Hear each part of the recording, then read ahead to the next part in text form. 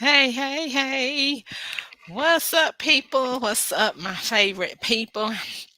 Happy Sunday. Happy Sunday. Happy Sunday. This is a surprise broadcast that I am having here on a Sunday evening.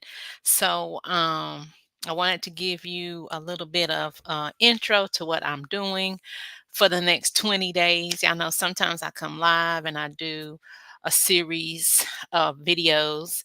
And yeah, I've been challenged to do another series of videos for specifically for my YouTube audience because I'm trying to grow my YouTube channel. So definitely, if you have not already done so, subscribe to my YouTube channel at Money Management Matters. It's scrolling across the bottom of the screen at Money Management Matters. Subscribe to the channel, give it a thumbs up, a like, and also hit that notification bell so you know when I'm going live. Okay.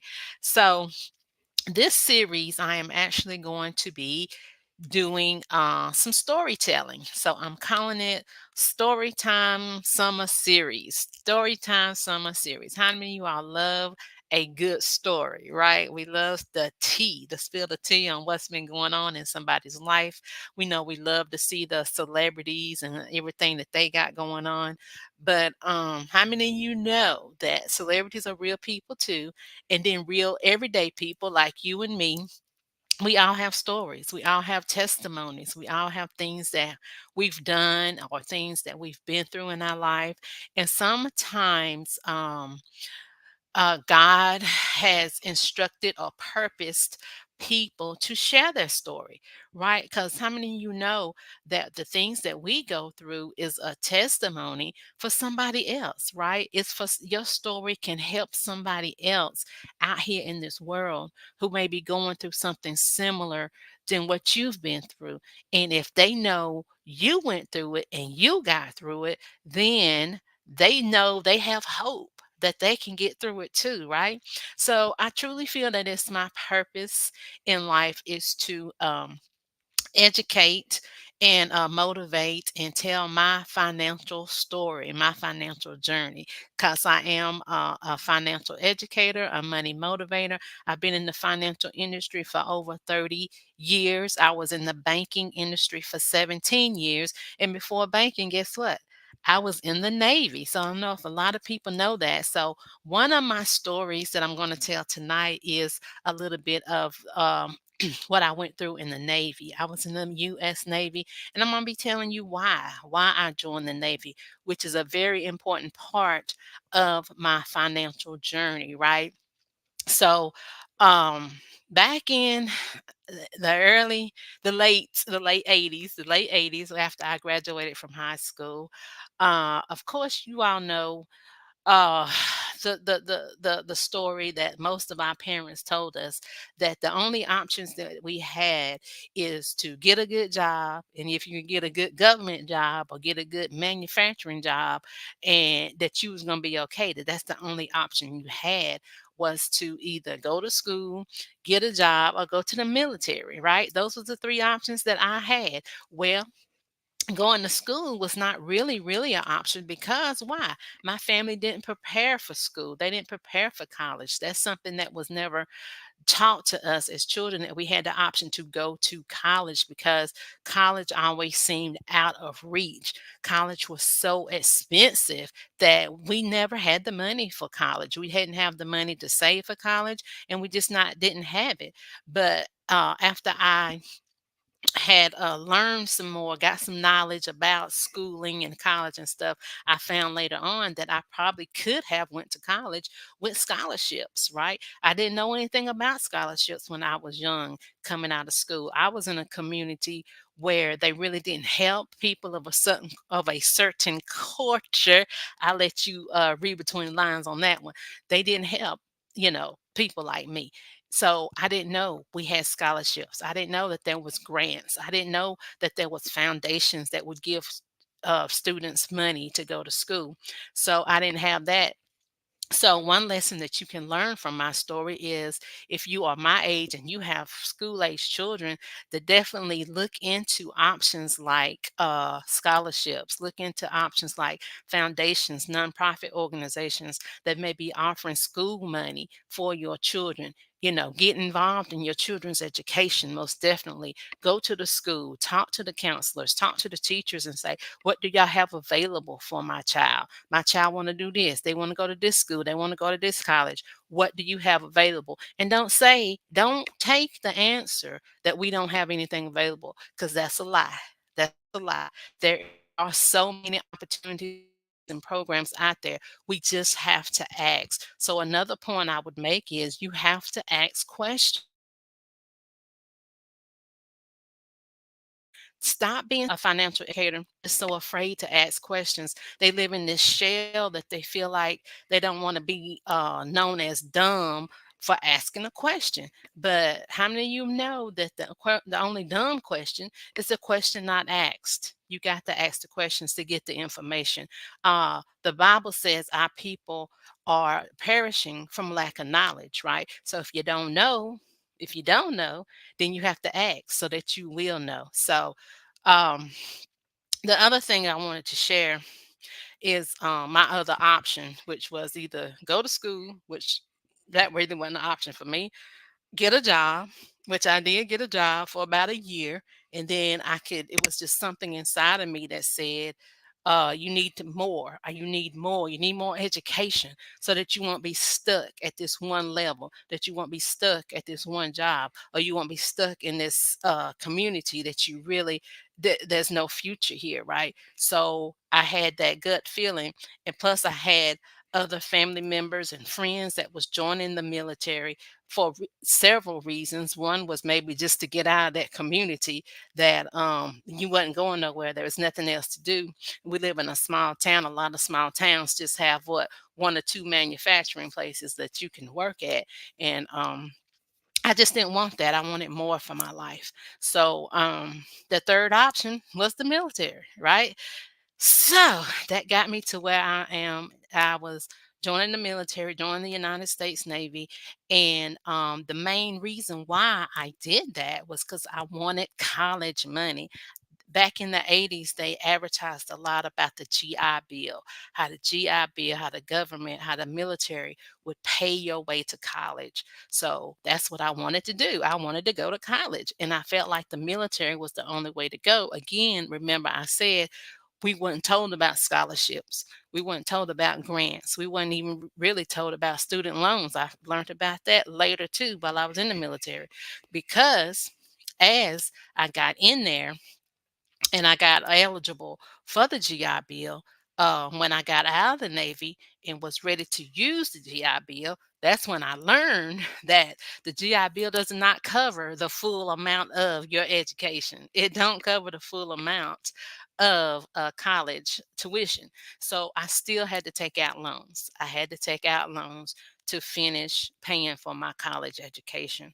So, in the midst of all that, that's one area of finance that I had to learn that even with the GI Bill, even though they advertise that, it's always, if it sounds like it's too good to be true, then it probably is. And so I should have, if I had known better, uh, got a better understanding of what I was getting into, or reading more of what I was signing, or asking questions, right? If I had a known to ask the question, well, does the GI Bill cover the whole amount of of the college?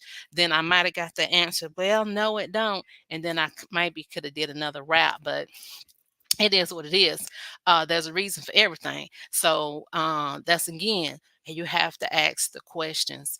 Um, Now, another part of what happened to me financially while I was in the Navy, you all know, if y'all been young, age 18, 19, and you in love, you found that special one that you just can't live without.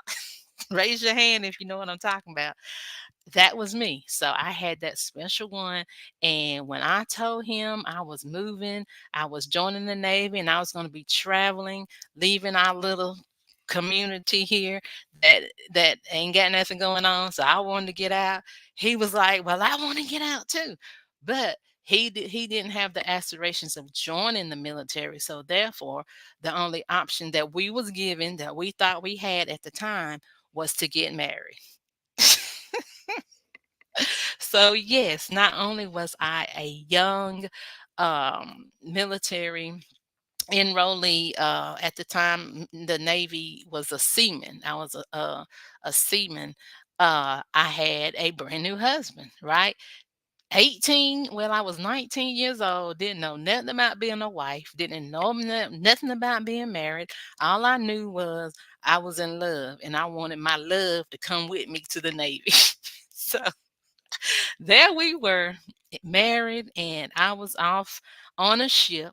I was on the ship. My first duty station was on a ship. So there I was on the ship. And when you're on the ship, you have to go out to deployment for about 3 to 6 months, out on the ocean, doing drills and things like that. So I'm out.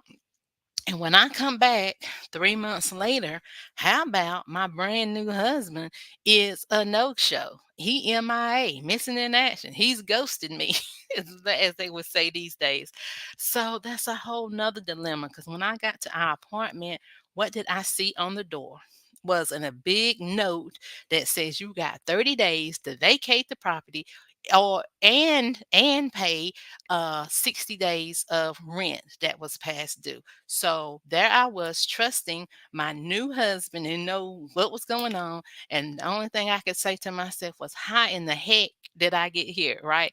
So that was a big lesson learned in itself, was to not jump into a relationship that you really are not prepared for, not jump into the relationship without speaking and talking about financial things, without having a conversation about your money, about who's going to pay the rent, how much rent you're going to pay. Is it going to be 50-50? Is it going to be one person pay or another person pay? Who's going to pay the utilities?